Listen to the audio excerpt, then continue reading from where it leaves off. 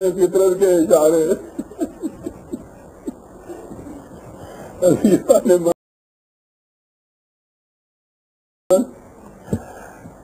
یہ وہ فقہ حنفی ہے جس کا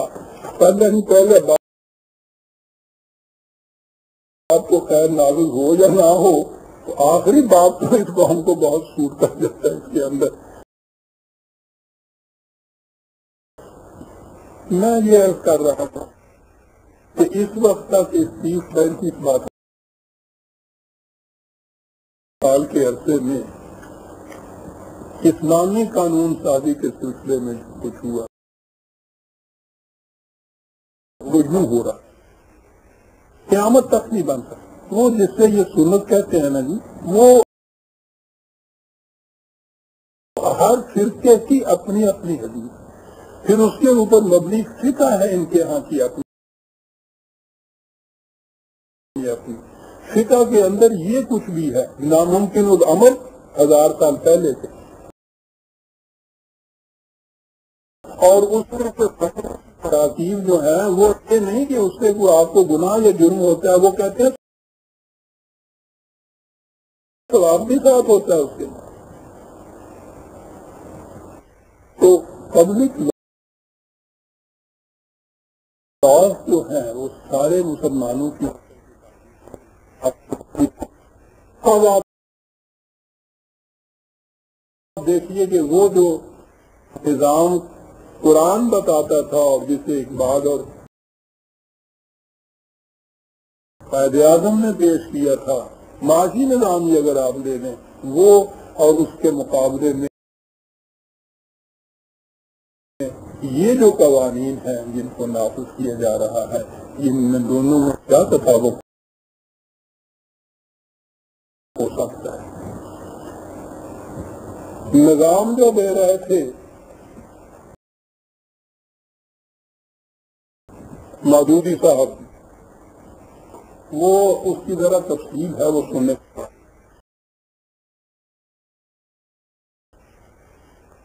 اسلام کا نظام معاشی نظام،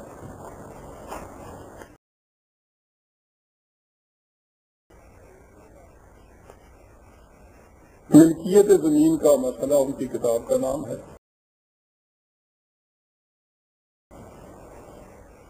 انہوں نے لکھا ہے سرمایہ داری یہ ہے نا کہ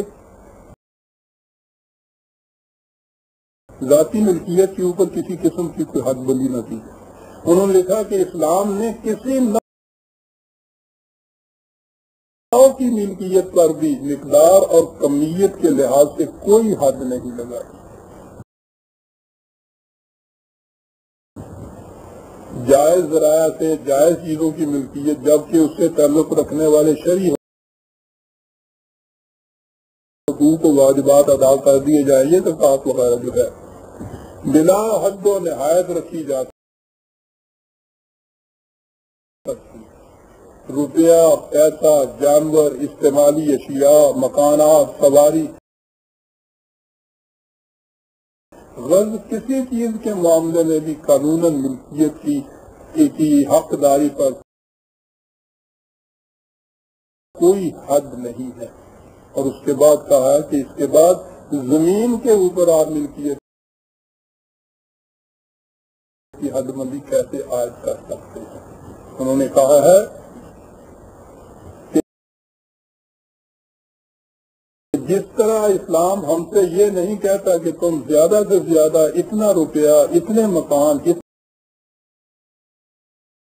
اتنا تجارتی کاروبار،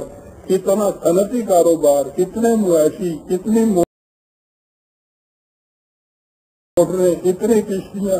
اتنی فلاں چیز اور اتنی فلاں چیز رکھ سکتے ہو، اسی طرح وہ ہم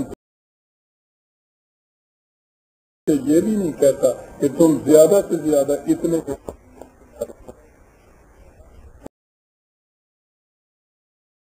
زمین بھی اور یہ باقی چیزیں صنعت کی بھی چیزیں.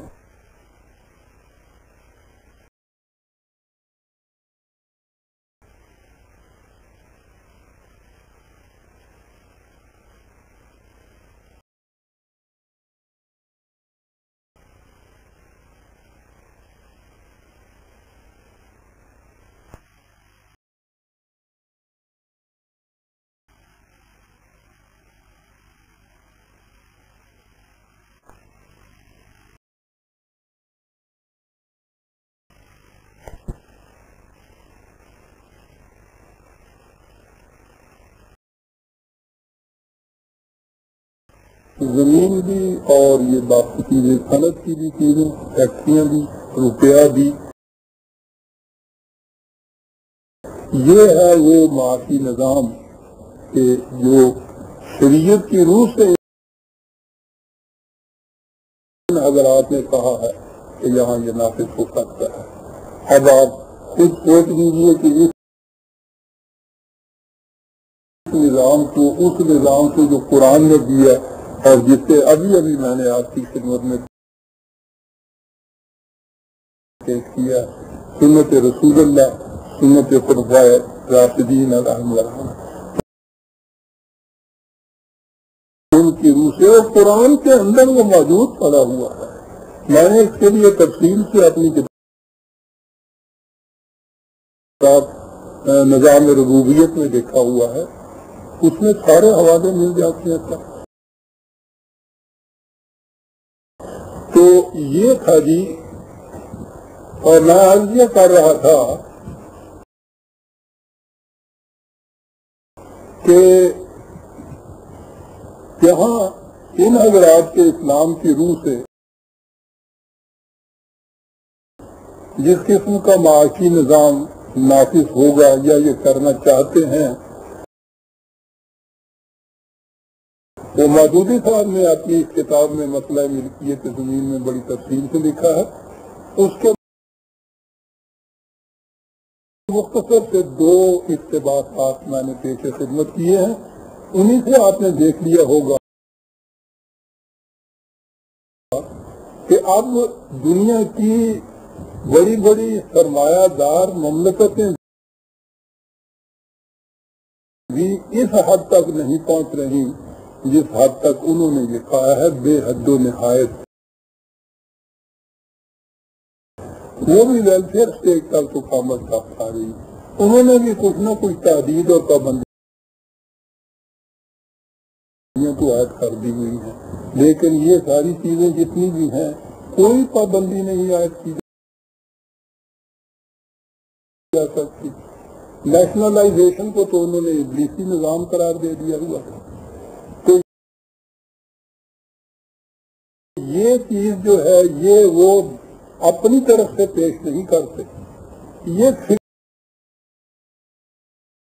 فقہ کی روح سے جن چیزوں کو پیش کرتے ہیں۔ تو فقہ کے قوانین اگر آپ کے ہاں یہاں نافذ ہوئے تو اس قسم کا معاشی نظام ہوگا جو یہاں نافذ ہو جائے گا۔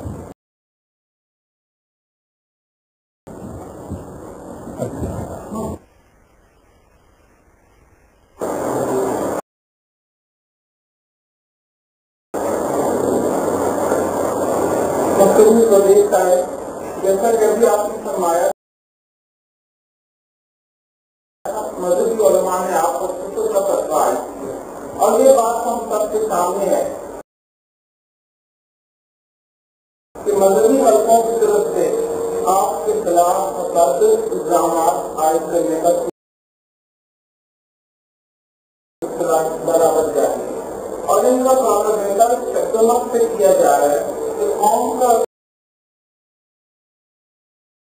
قریب حد